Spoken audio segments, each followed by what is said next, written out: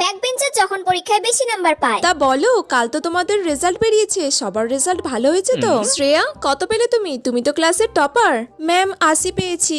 ও মা, 80 মার্কস হয়েছে মাত্র, কেন 90 আপ হলো না?